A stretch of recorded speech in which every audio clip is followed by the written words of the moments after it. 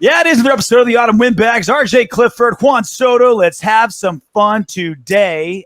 Big, awesome thank you to a good friend, dare I say best friend of the Autumn Windbags, Sanjeet T, for filling in for me last week. Or you filled in for me. He filled in for you. There's a lot of filling. He grew. Yeah, there's a lot of filling back and forth. But awesome show. Great job listening to the whole thing. He's always awesome. Got to have him on way more often. Again, now that we're in the off season, we'll have more time for guests, more guest-driven stuff. So expect Sanjeet to be in rotation. Standard rotation as always. Yeah, man. He's kick-ass dude. He's very generous with his time, too. So thank you very much, Mr. Sanjeet. He's done a lot of good. He's done a lot of things for us behind the scenes you guys don't know about for no reason. We did not know each other before we started doing this. The first time we talked to him, he was like, "Oh, you guys are cool, man. Yeah, I'll help you guys out. I'll shout you guys out." And he did some cool things behind the scenes he didn't have to. On top of just being fantastic at what he does. So I'm sure all you guys are already subscribed to his channel, but if you haven't, do it. Still a little jet lagged, so I may need you to bring the energy, Soto. I was in Australia all weekend. And Australia is, so I used to think that Australia jet lag wasn't that terrible because it's so far on the other end of the planet. You're only Sydney is only 5 hours the other way because it's so far the other way, right? Like you're going around. Mm-hmm. But we were in Perth, which is on the other side of the continent, and we were 14 hours behind. Yeah, and Australia is fucking huge. Your maps, your globes, I have been lying to you. Australia is fucking massive. How Antarctica is bigger than Africa, but Australia is just skinny little lines. No, it's a big fucking continent. And when you go from Sydney East Coast to Perth West Coast, you think you got it figured out, but you don't. Luckily, I have my my jet lag medicine. His magic elixir. Mm-hmm. Very special concoction. I don't want to tell you what it is, but heavy on the cock. Yeah. Heavy cock. Well, it makes a very, very limp cock if you drink a lot of it. But yeah, it'll cure a lot. It'll burn warts off of mules. It's that pungent. But more importantly, we're back. So let's do some shit. Question of the day, and we'll put this pinned down in the comment section. Very curious what you think. This is gonna be a running segment until we get our guy. Who is the Raiders' Week 1 starter next season? Who do you think it's gonna be? Week 1 now. Listen how I pose the question. Very first snap of Week 1.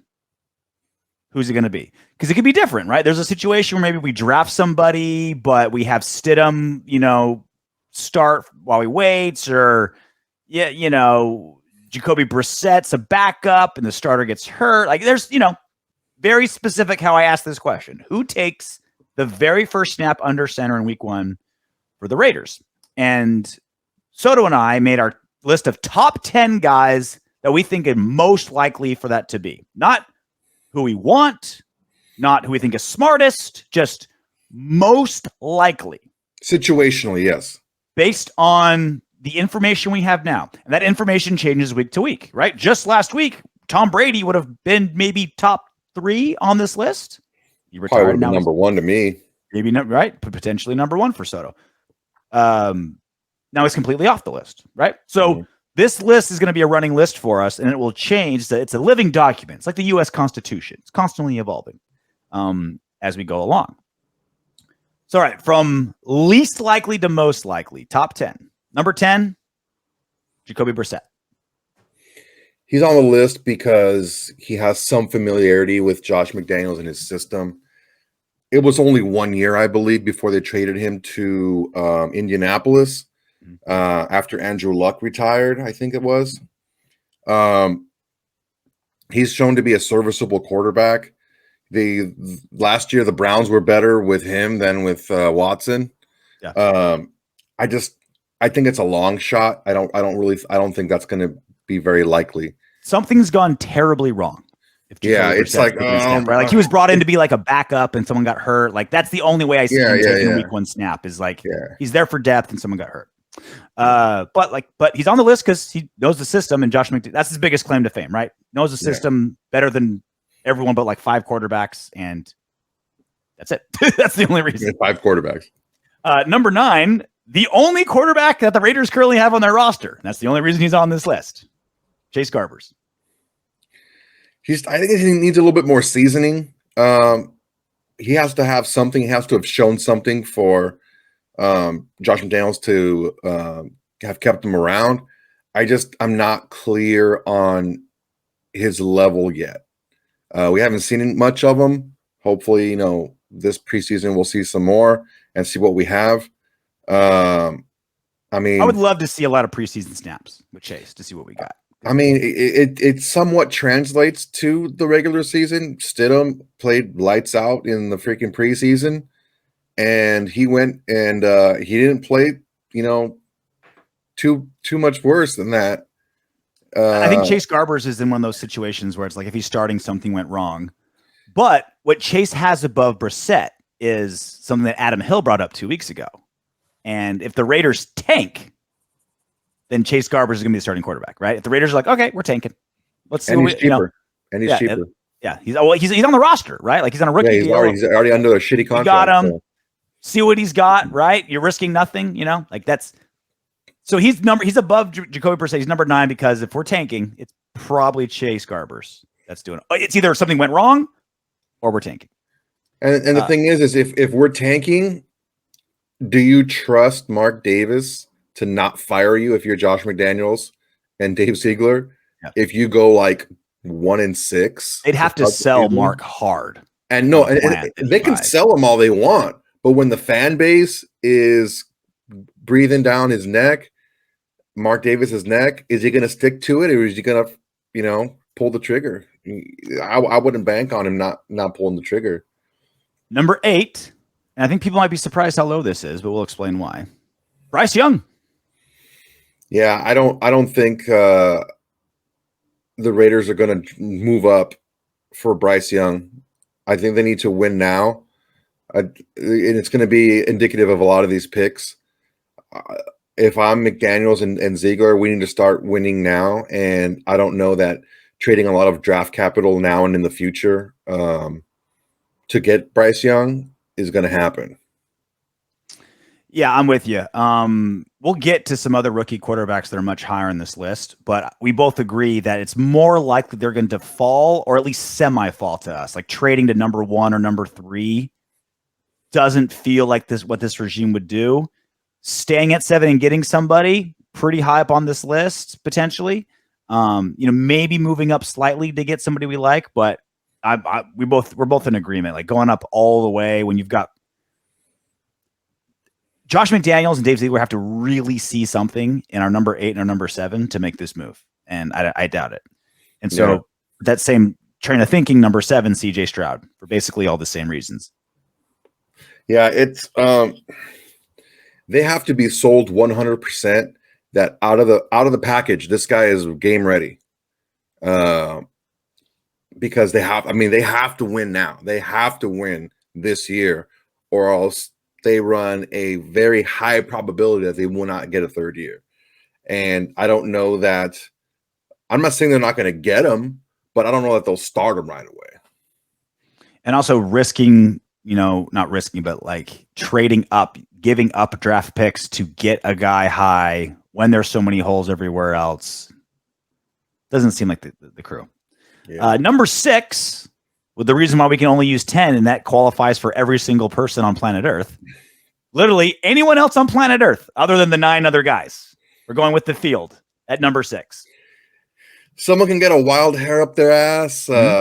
You just never know. This is the whole wild card part. The wild card, Yeah. The NFL's too crazy not to have just like some crazy rando potentially start for the Raiders next. Bro, it could second, be third, fourth round Matthew pick. Stafford. Right. Yep. It's like, hey, you know what, Matthew making a little bit more money than we would like. We need to retool, this team, and let's keep Baker and pay him less, and send Matthew Stafford packing. I'm not saying I want him, but that's you just never know what's going to happen. In any who would have thought Baker Mayfield would have finished the Rams season as a starter at the beginning of the year? Like we thought Jarrett Stidham would beat out Derek Carr and take snaps. Like and like all these crazy trades, and also let's not second guess the possibility of us drafting a second, third rounder, and the guy beats out Stidham or whatever. That's what Carr did. Right? Like, totally. That's what Carr did. Carr did, right? Carr beat out Schaub and kept him on the bench. Yeah. So that's literally the other 7 billion people on planet Earth at number 6. Number 5, the first big name, Aaron Rodgers, who's currently in a dark black hole. Let's hope, potentially does he go into the black hole? I just think that the highest probability right now is that Aaron Rodgers stays with Green Bay, or that he wants to stay with Green Bay. I think there's a very small possibility that Green Bay is just like, listen, man, we're just going to move on. We have to pull the cord sometime, and now is the time. So you really can't do that on a back-to-back MVP. So as soon as he shows a little bit of slippage, you can sell that to your fan base. Like, all right, guys, we got a great run here. We have a guy that Jordan Love, that's going to, come and kill it. And then we just get a haul for Aaron Rodgers. But yeah, I think the most likely scenario here is he goes back to Green Bay. But I think it's still a higher probability than any of the others. And that's the thing, right? Is I'm going to give you all these reasons why I don't think Aaron Rodgers is going to be the quarterback for the Raiders next season, but he's still number 5 on our list, right? That shows you how big the drop off is from 4 to 5. Because look, obviously the big reasons why people think it's possible is Devontae Adams is here, and Mark Davis want to make a giant splash with Tom Brady. If you can't get Tom Brady, maybe Aaron Rodgers is your fill-in, right? So there's those obvious connections. Mm-hmm. But for everything you said, plus Aaron Rodgers is going to cost so much money. You don't know how long he's going to play, right? Are we gonna trade a first and a second so he plays one season and then retires? The most likely scenario. Him and Josh McDaniels look like they would just be personality-wise just butt heads ridiculously. I mean, Aaron Rodgers is going to butt heads with whoever he coaches with, like whoever's in the organization is going to butt heads with, right? Done deal. Like that's just how Aaron Rodgers is. So, hey, still a possibility. And I would be, I won't lie. All the negatives about having Aaron Rodgers come to Las Vegas, I would still stand by. But if that actually happened, still a top 5 quarterback in the league, dude. Like my plums would fill. I'd be like, okay, dude. I shouldn't be excited. It's like getting Aaron Rodgers to the Raiders would be like going to a strip club and thinking you're going to get laid. Like that excite you. Like in your mind, like your logical mind knows you're not taking the stripper home and banging her, but you can't help but get excited at the possibility. It's funny that you say that. You use that analogy because I'm going to use that one later. But yeah, I think if I were to trade for Aaron Rodgers, I would heavily protect that second-year draft pick. I would make it conditional that he plays, that you get a high pick. If not, you get a shit pick. Number 4, Anthony Richardson. Back to the rookies. Yeah, I think the most likely scenario is that we stay at 7, or we even maybe trade back a little bit, and are able to still draft Anthony Richardson later in the first round. I don't think that he's going to be a top 10 pick. It just seems like there's always these different wild cards that jump out at you, like an offensive lineman or a flashy corner or an edge rusher, something like that. Mm-hmm. And even if we do draft him, I still think we're not going to roll with him right away. Again, something would have to have gone really wrong if Anthony Richardson is the plan from the get-go to be our number 1. I would disagree with you that he'd have something would go wrong. I can see McDaniels drafting him and having him, beat out whoever, or not just beat out whoever, but like, look, let's just get him time. Like maybe our backup's better, our veteran guy, but I think it's better to get him in there working and getting time. Otherwise, I agree with everything you said. I think it's less about Anthony Richardson and same thing with our number 3 option. Mm-hmm. And more about placement in draft. I don't think Josh McDaniels and Dave Ziegler are falling in love with these guys. I think they're situational. Like, okay, we're getting a rookie guy. Let's get a value guy. That's my gut. We could be completely wrong, but that's my gut. And that leads to number 3, Will Levis. Yeah, Will Levis. I think if we sit at 7 and we've heard comparisons to like a little bit smaller, maybe even a little bit more mobile Ben Roethlisberger, where we've heard, maybe like a Josh Allen light. We've also heard Carson Wentz, like, that type of guy. He plays. What did Dan Orlovsky say? He plays quarterback like a linebacker. His stats aren't great from Kentucky, but he didn't have much around him. He was running for his, legitimately running for his life. In Kentucky, didn't really have a lot. From the best front sevens in college football. God, yeah, every freaking week, SEC murderers. Every freaking week, he was running for his life.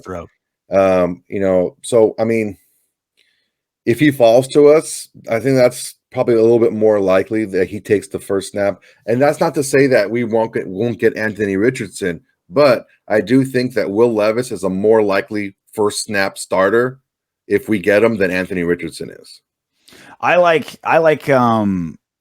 I think they're equal there. We can disagree on that. We can have the discussion later. But I think just more likely pure draft position wise, Will Levis kind of fits to where, like if he's there at 7, that's where we go. Right? I think so. That's kind of where it is. Number 2, pretty high jump. There's a really high jump from there's a big drop off from from Aaron Rodgers to Richardson, and a really big jump from Will Levis to our number 2, Jarrett Stidham. Yeah, I just think that it's just comfort level. I think that McDaniels knows what he has with Stidham. I think he can work with him. And I think that he's confident that getting a little bit more attention throughout the season, he's going to be able to identify things a little bit easier and not be so turnover prone. But man, he made some good plays, man. He was electric out there. He made some big plays. But yeah, it's I think he's pretty likely. Even if we do draft a rookie quarterback, I think it's still pretty likely that Stidham starts day one. I think he's up at number 2, primarily because I think it's almost guaranteed he's on the roster next season. Even though he's technically a free agent, he's so much more valuable to Josh McDaniels and the Raiders than any other team. He played well in those 2 games, but not so well where a quarterback hungry team's like, oh, let's try this guy as our starter, right? Like there's no other team. If you disagree, let me know. But I don't think any single team is like, let's go on Jarrett Stidham as our starter. I think they kick the tires and maybe put him in a quarterback competition, but they're not thinking starter out of Stidham. He just didn't play enough last season. He didn't show enough. So he's going to be on the team. And like you said, he could fit in for multiple reasons. He could be a guy. He could start week 1 because we drafted a rookie and he's developing. He could be the number 1 guy because we picked him up as a backup, and the starter's hurt and we get to number 1. Those 2 themes go together. Or he could straight up potentially beat out another veteran quarterback on the roster in training camp. So again, he's, other than Chase Garbers, he's the only other guy on this list that are like, all right, he's probably on the team next season. He's almost for sure on the team next season, right? Like, what do you think? 90% chance he's on the roster? I think 95% chance. 95? Yeah. I mean, it just makes too much sense for him to be in with Josh McDaniels. His chance to start with the Raiders is a lot higher anywhere else because he knows the system. McDaniels is comfortable with him, and the team's comfortable with him. Number 1, most likely in our eyes, not who we want, not who we're planning on, but not the best quarterback, but the number 1 most likely quarterback to take the week 1 snap next season, Jimmy G, Mr. Garoppolo. Jimmy Dayton porn stars Garoppolo, the most handsome man in the business. It's self-preservation at this point. How do I get a veteran quarterback that knows my system, that I'm comfortable with, that's going to be able to win games and not going to cost me a ton of money? Now, if, let's say, Carr signs quickly, let's say, like the worst case scenario for us is, what's his name? Geno Smith signs with the Seahawks, which he's probably going to right away, and they give him a good amount of money. Carr signs pretty quickly, and Garoppolo is the only veteran quarterback really left. That's not good for us because his price is going to shoot way high, and then it would be a Stidham. But I think he's the most likely. He checks the boxes as far as what a head coach in Josh McDaniels' position is going to look for. someone I'm comfortable with, knows the system, has won in the league, and not going to cost me a ton of money. I was thinking Stidham 1 pre-show when we were doing our list, but you did talk me into Jimmy G, so I'm sticking with it. But for all the reasons you mentioned, been there, multiple NFC Championship games, like knows the system, you know what you're getting. And that's the biggest thing is out of all these quarterbacks on the list that we just mentioned, you know what you're getting with Jimmy G the most. You know what you're getting, right? Obviously, obviously the knocks are the injuries, right? Which is kind of why I think Stidham could be one. They could both be on the roster. Garoppolo can fucking trip on his porn star's high heels in the bed, blow out his knee, and you got, the backup starting for the rest of the season. But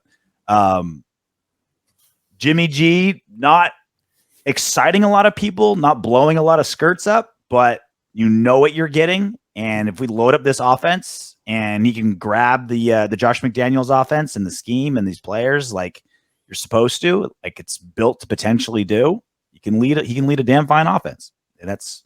And for what? 20 mil a season? 2025. I wouldn't if we spent 20? More than 25 a mil on Garoppolo, we got fleeced. Because if you're gonna spend that much, like it's now become a risk reward. Like, is he gonna be that much better of a quarterback than let's say a Jarrett Stidham? And what does that cost you elsewhere on the team? Yep. All right, so that's our list. Top 10 most likely from least to most to take the very first snap of the regular season next season. Number 10, Jacoby Brissett, Chase Garbers, Bryce Young, CJ Stroud, Aaron Rodgers, Anthony Richardson, Will Levis, Jarrett Stidham, Jimmy Garoppolo. So we're going to keep this list going. Like it's going to be like an active living document. And we're going to come back to this as things change, right? As they happen. Garoppolo could sign somewhere else tomorrow.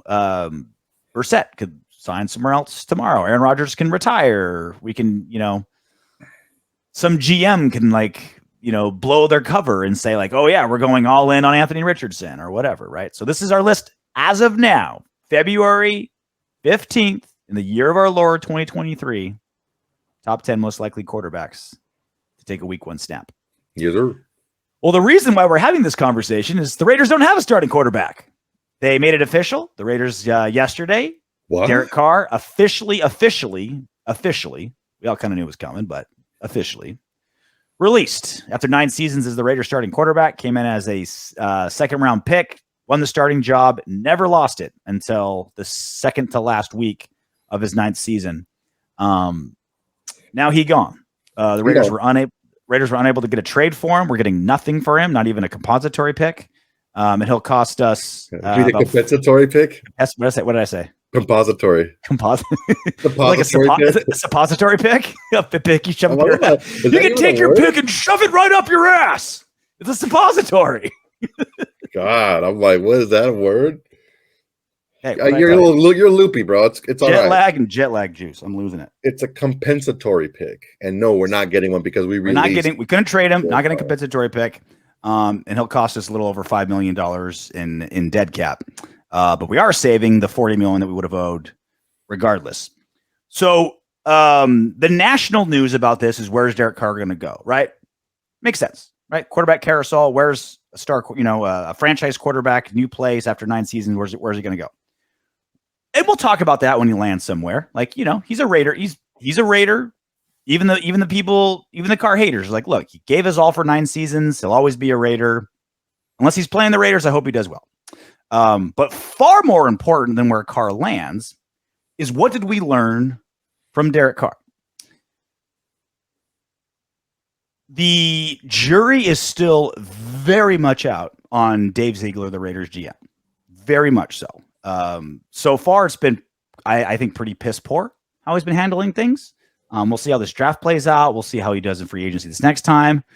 Most importantly, who's the starting quarterback next season? What are we paying him? That's the true. I mean, if you had to pick one thing to qualify a GM, like one thing you want on your resume, it's I got a great franchise quarterback. Like that's number one by far. So that's the biggest thing. So what did we learn? If you're Dave Ziegler, if you're Josh McDaniels, if you're Mick Ziegler, right? The two of them. Mm-hmm. What did you learn from this Carr experiment? because I think that's what's most important, because those two guys are steering the Raiders ship, and whatever they got from this, hopefully they got something positive and they're better from it, because it looked like a pretty big fail to have a quarterback of that stature in a desperately quarterback needy league. No trade, no compensatory picks. The dead cap isn't that bad, $5 million for a quarterback, but still, some dead cap. It looks like they didn't handle it very well. Soto, what do you think? I mean, yeah, I really would have preferred not to give him like a full no trade clause. But we don't know what the situation was behind the scenes. It felt like it was like, all right, Carr, take this super team friendly deal.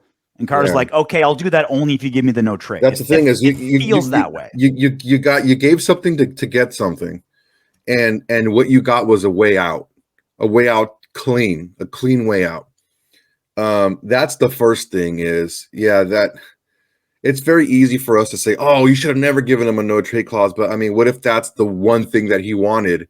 Okay, I'm 8 years deep in the league, and you're still giving me a prove it deal.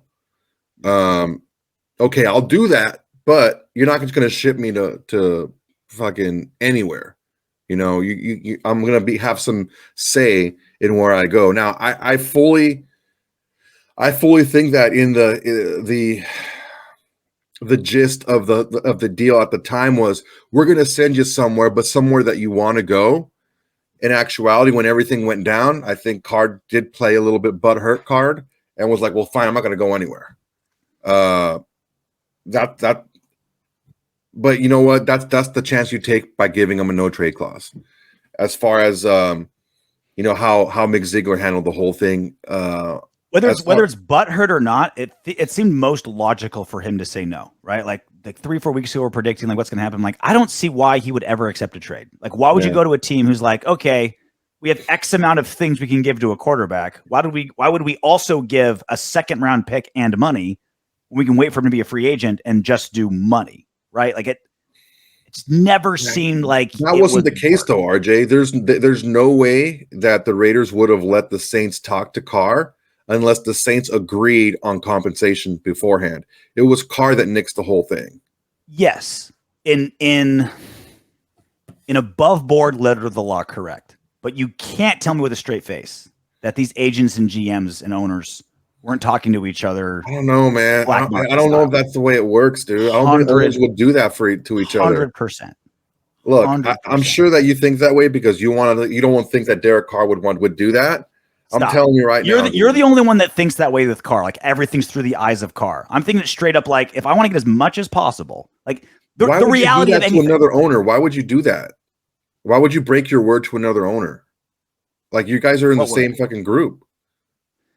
No, if I'm Derek Carr's agent, all I care about is getting the most for Derek Carr. So I'm going to bump into a GM at bars. I'm going to have dinners with GMs and say like, yeah, we're not officially talking, but I'm going to write a number on a napkin. Wink, wink, nod, nod. I think you're naive to think that doesn't happen with this much money at stake. I think that I don't think that this was like something that was pulled over Ziegler's eyes. Like, oh, I didn't foresee this happening. Of course he saw this happening. Mm-hmm. But that's why I think you give Derek Carr the no trade clause as, hey, look, we're not going to ship you anywhere you don't want to go. I don't think that the understanding at the time was, okay, I don't care what you do. I feel, jilted. I'm not going to let you send me anywhere. Yeah. That's what happened because of, again, I don't know how else. In the NFL, only two ways you lose your job. Either you retire or you get replaced. That's it. I don't know what. Or you send an email that calls Roger Goodell a football hating pussy. Well, he got replaced. That's what happened. He got replaced. But that's the thing. It falls under the same umbrella. Yeah, but that's the thing. Is like it just seems like it was a lot more personal of a decision because I really don't. It just looks like the temperature of the room was different from when they made that deal than when the actual deal was take the quarterback, take the teams, take the names out of it, right? Just go with player X is going to be released and he has a no trade clause. Is player X going to get traded or not? The answer is always he's going to wait till he's a free agent. If you're just thinking just general economic terms. And that's what I think applied here. And that's what I was saying for weeks. It's like, oh my God, I hope I'm wrong. Why even make it then? Why even have that song and dance then? Why even do it? Because it can't happen, right? Like if someone does come to a table, thing is like you're playing both sides of the fence. No. If Derek Carr went to the Panthers and had some not Derek Carr, but his agent went to the Panthers unofficially, right? And they weren't supposed to, but hey, they were talking about another player over drinks and a number came up and it got brought up to the people that be. And they're like, hey, I know you're thinking Saints, but have you tried Carolina? Then a deal could happen, right? Like that's my point. It's not but again, why would you wait? Why wouldn't you just wait to be a free agent and sign that deal? That's my main point. But that's one thing is why would you make that deal and go through this song and dance of letting the Saints talk to him if that wasn't the understanding in the beginning? Because maybe there's wiggle room. Like you kick the tires on it. You try to figure it out. Like maybe Carr's thinking. I don't think they're that inept, dude. I just don't. I think that there was a different understanding when this deal was signed. And then once everything went down, I think there was some feelings involved and then it changed to something else when it was ready to be executed. Well, look, the feelings are drastically trumped by results. So you're like, well, they're not so inept to let that happen. Well, it did happen. It did happen. We got nothing for Carr except for a dead cap hit. And so that's the end of results, right? Like that's what matters, right? Like, okay, so look, here's the thing. All these years you've been saying it's not the results. It's this happened and that happened and this was wrong and that was wrong. But now you're saying it's just the bottom line that's what matters. For like the economics of moving marketing players, I've always been that way. Now you're starting to change wording a little bit here. This is I've said it from the very beginning. This is a result-based business, and if you're going to take that stance after taking all the stance all these years about Derek Carr making all these excuses, okay, pick a side because I'm willing to jump on your side and say yes, they need to do better. They fucked up royally, fine, but it has to be the same. It is the same, and this is why. It's not that we're not holding someone responsible for the results. It's that you're putting all of it on Derek Carr and not acknowledging how bad the defense has been, not how bad Josh McDaniels is. It's putting everything on Carr. I'm not making excuses for the losing. It's the results. You're saying, 6-win season. Derek Carr was so terrible. You even made an argument that the defense was so bad because of Derek Carr. That's where I start losing it. It's like, we're a 6-win season. A lot of blame to go around. When you win 10 games the season before, you got multiple Pro Bowl players, like all Pro Bowl players, and only win 6 games after winning 10 and going to the playoffs. Look, a lot of blame to go around. Carr's one of them. I'm not going to let you do that because Adam Hill, one of our favorite guests, came on here and agreed with me that 10-win season was fool's gold. Like I told you, we was smoke and mirrors, and we freaking made the playoffs by that fucking hair on our ass. You know why? Coaching. Like, who gets credit and who gets blame for a team overperforming and underperforming? Coaching. Last season, we overperformed, and Rich Bisaccia got us to 10 wins. This season, we underperformed. Josh McDaniels got us to 6 wins. Right?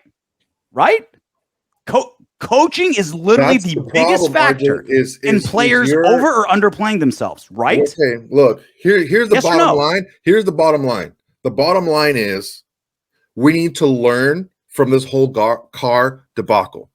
We need to learn from it. Okay? He had potential. He showed got you on the McDaniels and coaching thing. Now you're like, okay, let's just settle dude. That's not it because it's fucking ridiculous. Let's address ridiculous. Let's make coaching matters. Okay, tell me coaching doesn't matter. Do you want me to answer or not? I can answer it if you want me to answer. Answer the earlier question. Okay, not your own question. And I'll answer your question. Coaching got us to overplay our game, right? You agree. Our wins, when we overplayed our skill level last season, got to 10 wins, went to the playoffs. We underplayed our skill level and got to 6 wins this season. Who is the primary factor in having players over or under play? Can you agree that it's coaching? I think normally, yes, it would be coaching. If you just take a look at a blanket statement, but you have to take a look at a lot of different things on how we made the playoffs last year. That run that we had at the end of the season was very improbable, and it was highly unlikely because we played a lot of backup quarterbacks. There had a lot of COVID situation going on with the teams, a lot of things where we didn't play well and still won games. Those things tend to even out over the years. There's a reason why all the experts picked us to win like 7 games this year. How on earth can that happen? Because it all these things even out. Now, let me tell you this. The reason why I said our defense got worse or was worse statistically because of our offense and Derek Carr was because of how they played in second halves of games.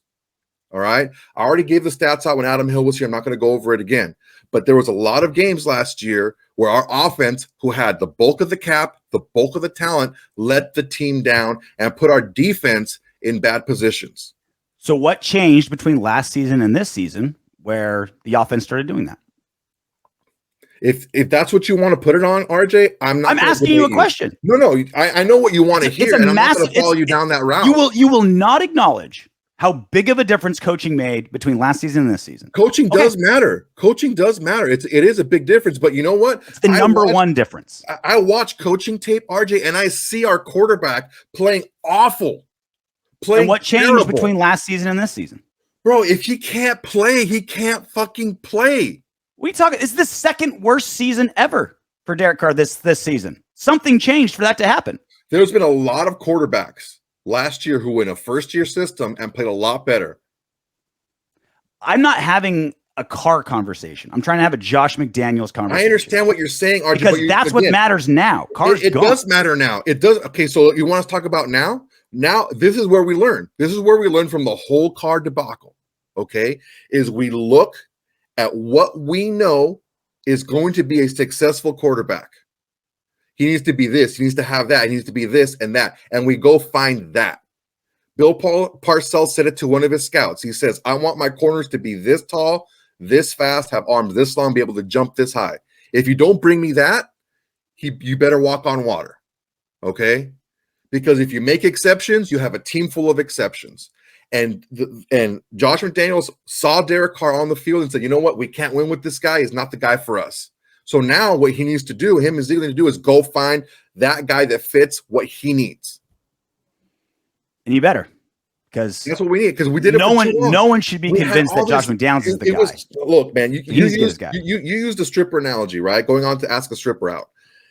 Asking Derek Carr to be the guy to lead us consistently to the playoffs and to potentially a Super Bowl, that's like asking out a stripper on a date, because the potential is there, the high is there, right? But it's never going to happen. They're going to make you feel like they like you. They're going to sit on your lap and tell you how cute and funny you are. But when the time comes down to say, okay, shit or get off the pot, it's never going to happen. And that's what finally we figured out after 9 seasons and moved on. The exact same thing could be said about Josh McDaniels. Of course. However bad Carr's done, McDaniels has done worse, unless he's been in Belichick. I'm not okay. If you want to put it better or worse, fine. Just to make him worse and him the scapegoat, perfectly fine. He is the scapegoat. I don't care. Done deal. That's fine. Okay, now, I agree with you. Yes. Can Josh McDaniels overcome? That's what we care about, right? Can Josh McDaniels prove? Yes. That can he can get his guy in there? Can he get the right guy for his system for him to win? Can he get the guy? Because obviously Carr wasn't, and Carr wasn't for a long time. We're doing some Raider news? Sure, why not? So I got some good news and some bad news. What do you want first? Hit me with the bad news. I'm a bad news kind of guy. The Raiders have the most dead money hit in football. $29,402,499.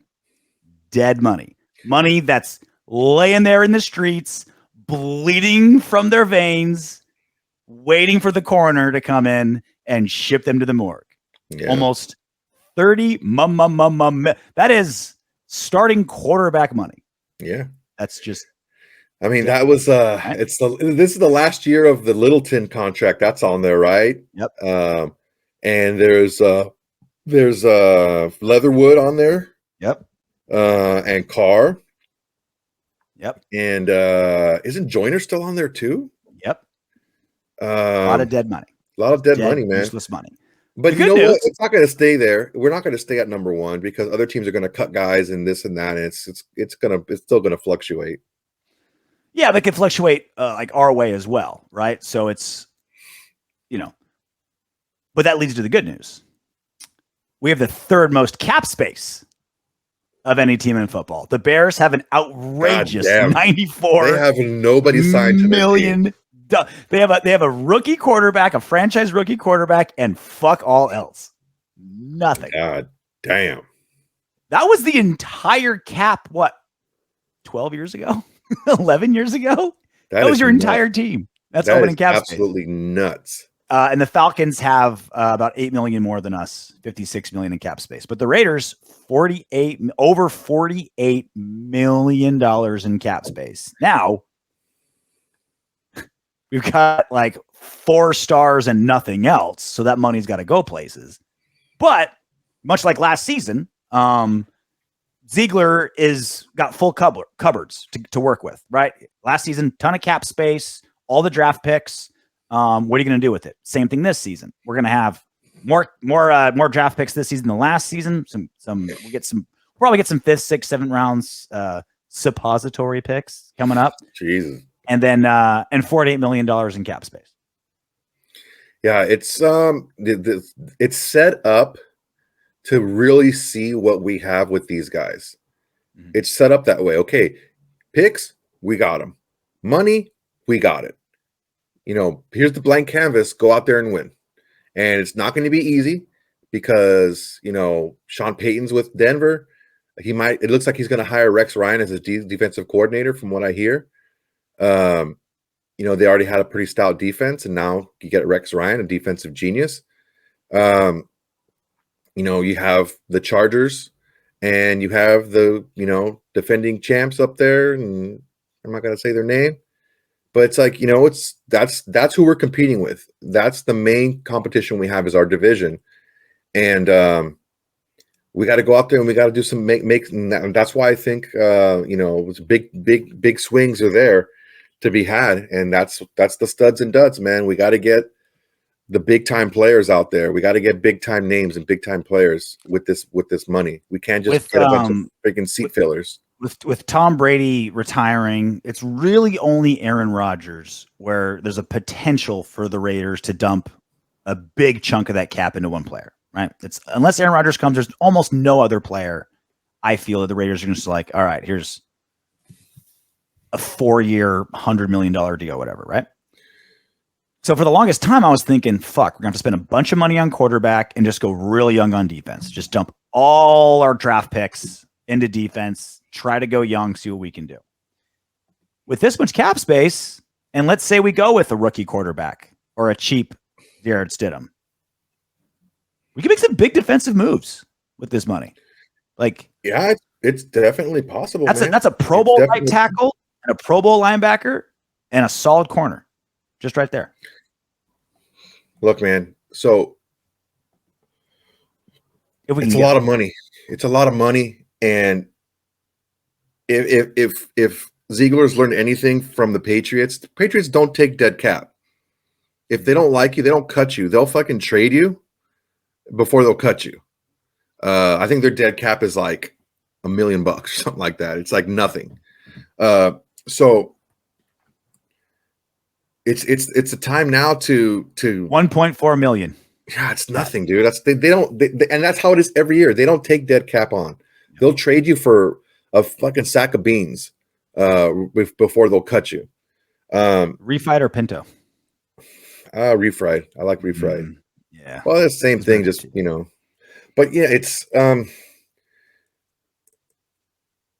the problem that we're having is we don't have difference makers on our team. And the Rock Yassins and Anthony Averett's and all those guys of the world aren't difference makers, and you need to pay for that kind of production. We paid an aged, Chandler Jones, and people are saying, "Oh, he played better than his stats," and this and that. I didn't see it. I didn't see it. So we have the money. We have the money now to get guys going into their first big deal.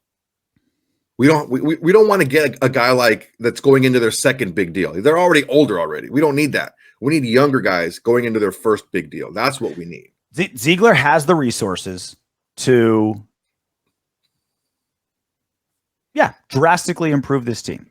Ziegler has the resources to do what Gruden and Mayock couldn't. Always couldn't do. And even like McKenzie. Like I feel like these guys had to pick up a lot of pieces from their previous regimes. Or Gruden's case. Gruden fucking sent out a couple of really badass picks that McKenzie made. Yeah. You know what I'm saying? So it's he's got the resources, cap space, money. Picks. It's there, right? Like we said, like we said day one, when McDaniels got hired last season, it's like, okay, new GMs, new head coaches, they don't go to cupboards this full. Like they need to do something here, right? Like they got the money, they got the picks, handful of Pro Bowlers.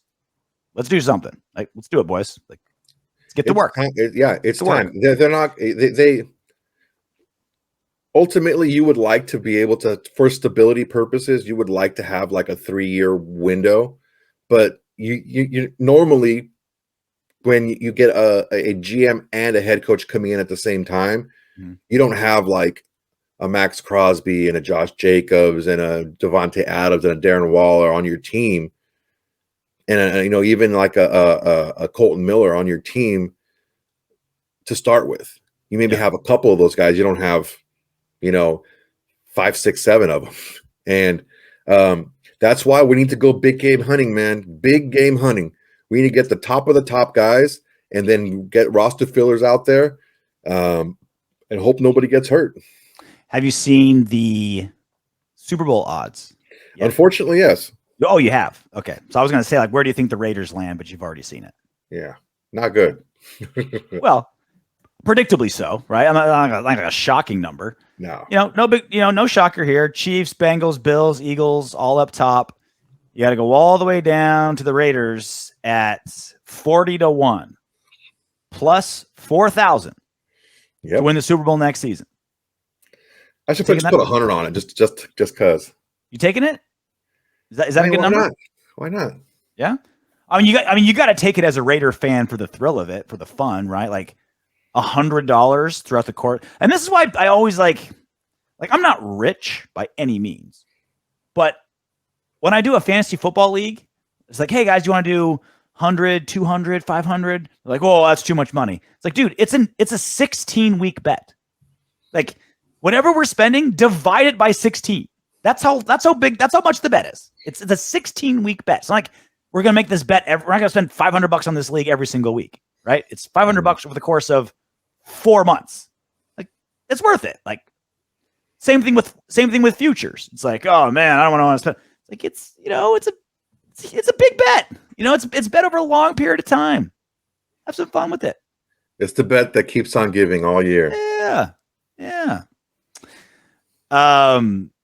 So I saw this on Twitter. I was waiting for this. And for a few seconds, it got me. It looked his head looked too round. It was too perfect. I'm showing, if you're on the podcast, you can't see this, but I'm showing a picture. It's 2 photos of Mark Davis, shaved head, standing there. Not like posed pictures. It's kind of, he's just like NFL honors or something like that. He does have the white belt on, so you know it's him. And Mark Davis with a famous bowl cut, shaved head. And for a second there, for a good minute or two, I thought it was real. You zoomed in on it, you're like, Well, what happened was I saw it and I was like, okay, this has to be everywhere. And then I Googled Mark Davis new haircut and it didn't pop up anywhere else. Yeah. Okay. It's it looks good. I mean, I like the look, but his eyebrows are way too light. He looks like a cancer patient, dude. He got no eyebrows. I mean, is that better than the alternative? I don't know, man. Is cancer patient better than like this is how I look normally? He looks like a thumb. He's got no neck. He's got that jowl in the front. He's just, I don't know. It is not a good look. How about this though? Better or worse than the bowl cut? I'll take the bowl cut over this. Really? Yeah. Yeah, I think this looks better in general, but the bowl cut's legendary at this point. It'd be like Clay Guida cutting his hair. Again, he looks like he's going to chemo. I don't. Nothing against, not to make light of it. I mean, my mom had cancer. I'm not making light of it. It's just what he looks like. He looks like he's been circumcised, and his head is the penis. Yeah, it looks like he's got a dick face. Yeah. This actually got Rich Eisen. Rich Eisen did a segment on a show. Did he? Thinking it was real. Yeah. Props to sportsgossip.com for pulling the troll job. That's a clean look. Yeah. This is kind of a slap in the face if it actually happens. I feel like Mark Davis is kind of all about it, you know? Like, I think he knows people make fun of his haircut. He's a billionaire. Like, what does he give a fuck? Right? Like, you saw the Instagram model that he was sitting with in the owner's booth this season. She didn't care. But she doesn't care. Come on. You're in Vegas. What's that line from Office Space? He's like, if you had all the money in the world, what would you do? Like, two girls at the same time. Two chicks, like, man. I've always wanted two chicks. I think, and the best part is what he said after that. He's like, I think chicks that would double team a guy like me would dig a guy with money. Yeah. For sure. That was a good fucking movie. Great line. And it was Ryan Stiles as the from Whose Line Is It Anyway? As the dude. So funny. So new game. I unbeknownst to you, like we've known each other so long that our brains merge without us knowing it. I played this game on my SiriusXM show once a month, and you had this scheduled to do it with Sanjeet last week, just kind of ran out of time. Yeah. So we both independently came to the same segment. We're gonna play a game called Fuck, Marry, Kill with Raiders free agents. So players that were on the Raiders roster this season, and they're currently free agents coming up next season. And I'm very curious where you're going to go with this. So we're going to do 4 groups of 3, and you have to fuck one, you have to marry one, and you have to kill one. Okay? You ready? Okay, so everyone knows marry means a longer term contract, fuck him means a shorter term contract. It's whatever you want it to. Kill him is the fuck out. You could straight up want to fuck Denzel Perryman if you want to. We're not putting rules on it. Okay? Let's whatever you want. Fuck, marry, kill. First one.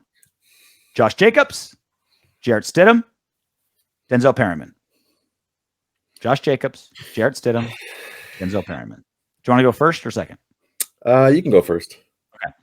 I would definitely marry Jarrett Stidham because when you marry, I feel like, all right, you go with the safe choice, you go with the cheap choice. She's going to like, all right, you're not marrying a 23-year-old with fake tits. It's going to, make, former stripper. You're like, all right, let's go with the safe choice, right? Let's marry Jarrett Stidham. Yep. Denzel Perryman, you fuck him. You fuck Denzel Perryman. 1, because I feel like he's the biggest pimp on the Raiders roster, so just kind of just goes with the vibe.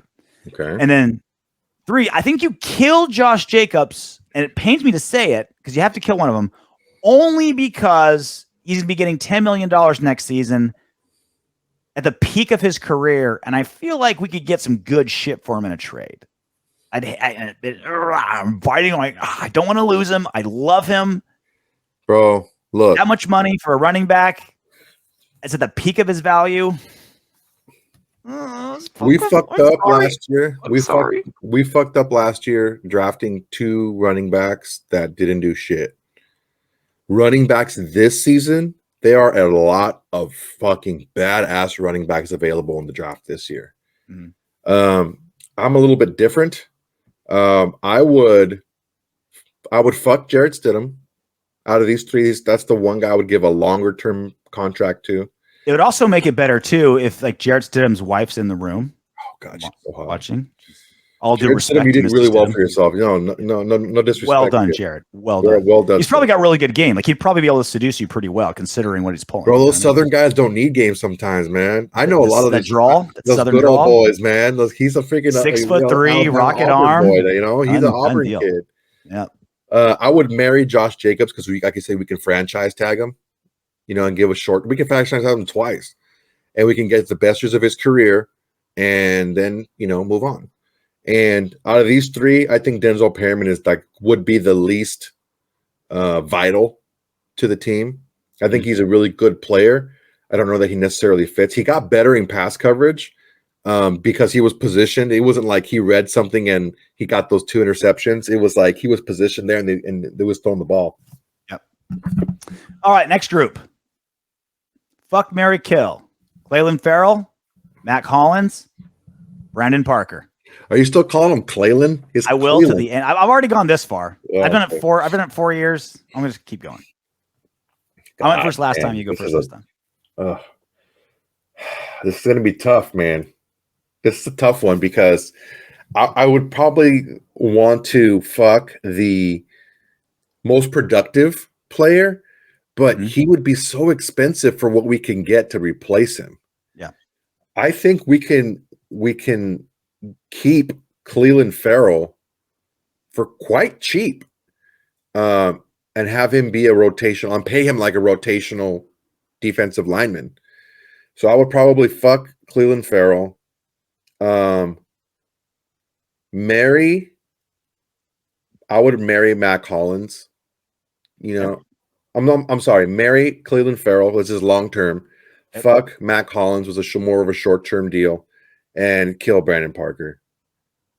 I got basically the exact same thing. Well, basically, Ferrell's he's like someone you settle down with as a safe choice. You know what I mean? It's like, all right, I don't want to spend a lot of money. What's the old phrase? Like, if you want to be happy for the rest of your life, you better make an ugly woman your wife. That'd be Ferrell. Yeah. I would fuck Matt Collins for the same reason. Like, I'm not going to keep him. So let me just get my dick wet and get out. Right. And I'd murder Brandon Parker just so we can stop trying to decide if he's our starter. Like, we can stop stealing money from us. Right. It's like, please, like he was our starter and he's so bad. He was a starting right tackle. And it's like, I know it's bad football management. When you have a bunch of bad right tackles, you want as many as you can, play the hot hand. Who's the best guy? Like, you don't want to lose right tackles when you don't have a right tackle. But I'm throwing all that out the window. I'm just saying, let's just kill him so we can get over with. Yeah. Not just kill him. Public execution. Let's hang him in the courtyard and get it over with so we can move on. Move on. Yeah, I agree. Last one. Foster Moreau, Rock Yassin, Jacob Johnson. Foster Moreau, Rock Yassin, Jacob Johnson. I'll go first this time. Sure. I would fuck Foster Moreau. I'm tempted to marry him, but I don't want to take his last name because everyone gets it wrong. So I'll just go with all right, let's just fuck him. I would marry Jacob Johnson just because everyone says he's just the best team player, a guy you want around. Like, if you're going to marry somebody, you got another 40, 50, 60 years with them, right? Hey, man, he was the lead blogger for the leading fucking rusher in the NFL. There you go. Doing something right. So, that's someone, I want to be able to stand you when I'm 64, right? And I think Jacob could be that guy. And then just kill Rock Yassin. He's small. He's the smallest one out of all of them. He'd be the easiest one to kill. I don't want backlash. I don't want shrapnel. You know what I mean? Give me an easy, clean kill, and that's Rock. I'm a little bit different. I am going to marry Jacob because he's a highly productive, inexpensive player. You guys would have some really big athletic kids too. Fuck yeah. Thick ass fucking thighs. Okay, I would fuck Rock Yassin. Okay. Because he is a starting caliber, although a little bit on the lower end, but he's a decent starting caliber corner, which are at a premium in the NFL. Yep. You want to have that position. You wouldn't give him big money for a long term, but a shorter term deal, yeah, that's fine. Foster Moreau, I like the kid. I think that he's shown flashes, but again, we can't bank on something we haven't seen, and we haven't seen the consistency from Foster Moreau. When Waller went out the last couple of years and missed time, Foster Moreau didn't step up and have crazy numbers, especially 2 years ago. Not this last season, but we didn't have Devontae Adams 2 years ago, and that was his time to step up and show what he can do. And he kind of disappeared, man. And we use that word that's like really like you hate to use it and you hate to hear it if it's used on you, but it's what the fuck word am I looking for? I don't know. You got talking about fucking Rock Yassin. You lost your train of thought. No. It's God, what's that word? Oh my God, my brain. It's Can you buy a vowel? Yes. It's oh my God, it's like the promise of the future. What is it? What is that word? Oh my God, I'm drawing a blank right now. Potential. Goddamn. It's a big word. It's a big word. No, I was like, I knew it started with a P. But yeah, it's like you don't give a big, huge contract for potential. Yeah. And you need to see consistency to do that. There's too many players out in the NFL. There's too many guys out there to give a inconsistent player a lot of money. You know, potential is what's that? Potential is French for you ain't done shit yet. Mm-hmm. And I think that's what we did before for a lot of years, 9 to be exact. And I don't think we need to do it at any position. Show that you're consistent, and we can give you the big money, and that's pretty much it. And I think there's a lot of young players in the mold of Foster Moreau who would be younger and cheaper. That's tight end is sneaky deep in this draft because there are a lot of really good tight ends in college football now because that's where it's going. You know, a lot of it's being flipped a lot. Before it was okay if you're a tight end that is a little bit faster or more athletic, we'll just make you a wide receiver, a taller wide receiver, right? Or if you're a big white guy and you can block a little bit, we'll add some weight on you and make you a tackle. Now you don't have to. Now you stay at that athletic type tight end, and there's a lot out there. The RPOs are making the tight end in college so big, huge, so big. Like the RPOs are like they're sneaky changing the rosters of college football. It's changing the game, dude. The NFL in a lot of ways. It's changing the fucking game. Ready to do some What Up Windbags? Yes, sir. All right. Robert Davilla.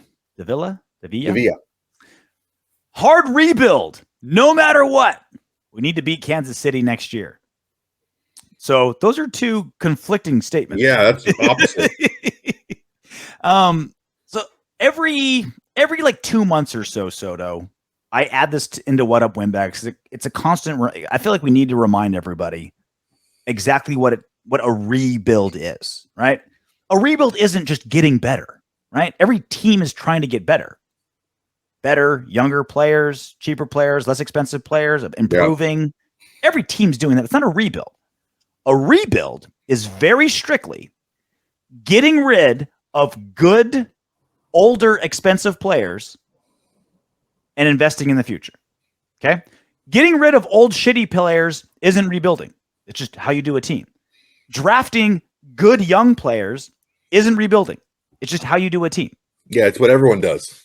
A rebuild is, okay, our linebacker made the Pro Bowl last season, but he's on an $80 million contract. We can get some good trade value for him. We're going to move on. Like the Raiders don't have a roster that's rebuildable. We don't have any old good players. It's literally the only guys that even semi-fit the mold are Darren Waller and Devontae Adams. They're the only guys in their 30s that anyone would want, right? All our good guys are in their mid-20s. All the really good guys are in their mid-20s that you want to rebuild around.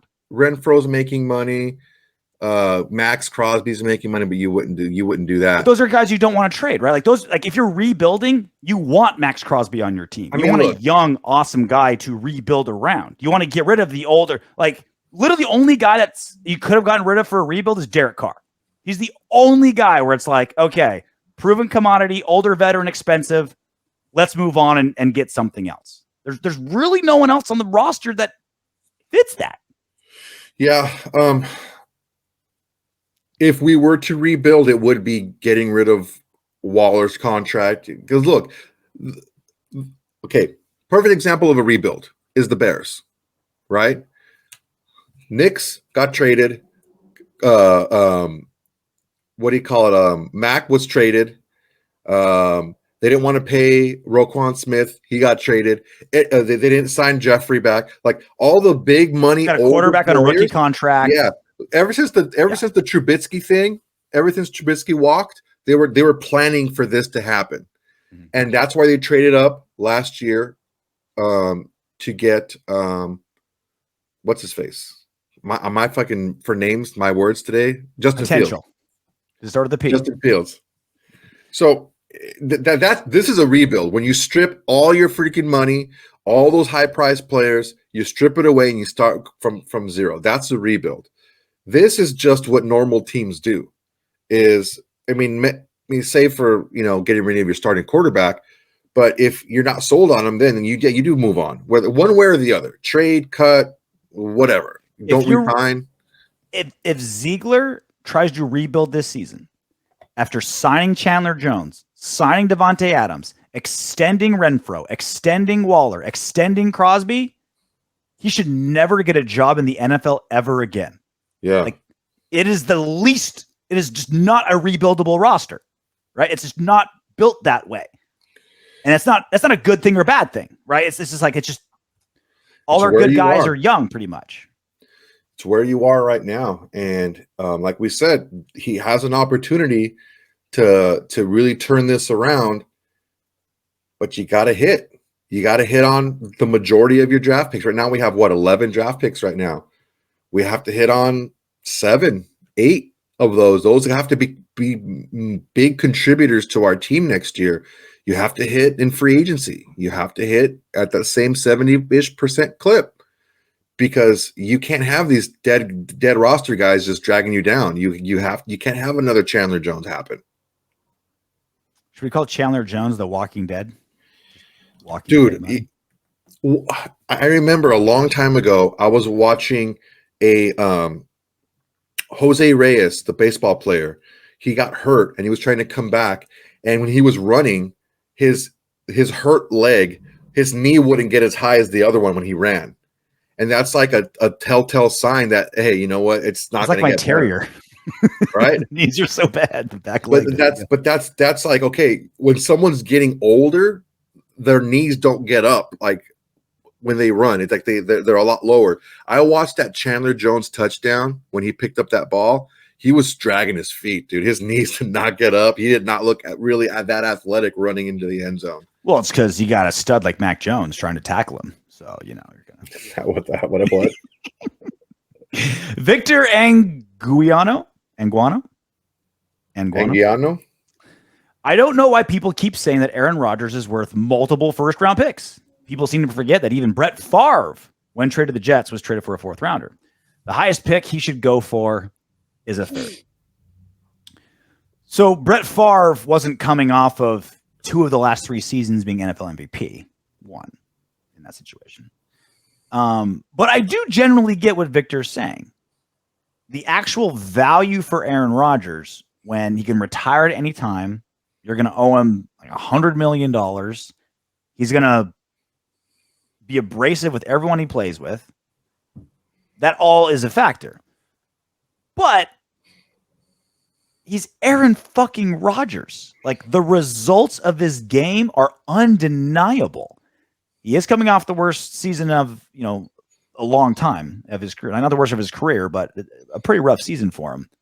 But he's still Aaron Rodgers in a league where you almost have to have a top 7 quarterback to win the Super Bowl. It's very rare for you to be able to win the Super Bowl with someone that's not like top 7, top 8 guy.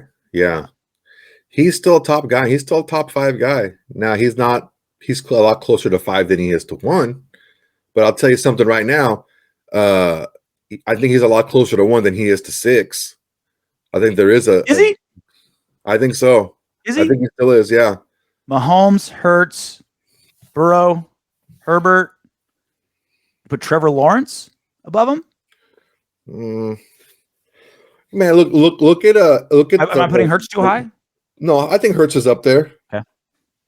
If you look at Josh Allen. If you look at Josh Allen's up there too, but if you look at the numbers to end the season, and everyone's so high on Trevor Lawrence, you look at Aaron Rodgers' numbers to end the season, they're pretty similar. It's just he had that rough start where he had a lot of rookies. His defense did not play as well as it had in the past, and he was just getting used to new things and new players, and he's used to people being in certain places.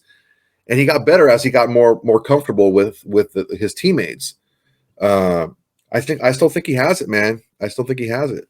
I don't want a drug addict like Aaron Rodgers around Devontae against our guys. You know what I mean? With Max Crosby and Darren Waller. No, he's a drug addict. He'll be a bad influence on our sober guys. I don't know if he's a drug addict, but I think there's a lot of players on this team that do a lot more drugs. I know, right? His once a year ayahuasca trip is probably less damaging than how much I'm going to drink tonight. For sure. Last one. Rich Vitale. You guys are so blind. The Raiders are the most dysfunctional franchise in the NFL. Now, I just kind of brushed this off as just like, all right, shit talking. But pains me to say it. Are there 3 more dysfunctional teams in the NFL than the Raiders have proven to me? 5?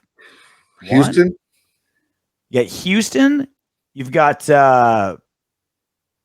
potentially Washington. Washington's pretty bad. Dude, the Colts are pretty bad, dude. But this, okay, so we can have, so there's all that. Where the Raiders thrive in their dysfunction is that they hit every note. Haven't won a playoff game, tons of turnover, terrible draft picks, front office, constant turnover and a mess. The drama that happened with Ruggs, with Gruden. Like, there's teams that draft worse. There's teams with worse owners. There's teams with more drama. But the Raiders have everything. Every note you can play that says, like, all right, what's a sign of dysfunction? The Raiders have. Now, the Raiders have been able to thrive in the dysfunction. Like last season, went to the playoffs with a backup head coach and a starting wide receiver going to jail and like all the shit that happened last season. Like, we've been able to thrive in the dysfunction at times, but the dysfunction is always present in one way or another. Yeah, it's definitely, we're used to the chaos for sure. All right. Well, that's it for us. Really good show. I feel like we're finding our off-season stroke here. We'll start mixing in more guests, like you mentioned, playing some games. And we're all just kind of waiting to see where all the chips fall. QB1. Who's it going to be? But until then, knock on wood if you're with me. Congratulations for making it all the way to the end of our video. If you want Darren Waller to catch 20 touchdown passes next season and for Max Crosby to have 30 sacks, go ahead and subscribe and click the next video.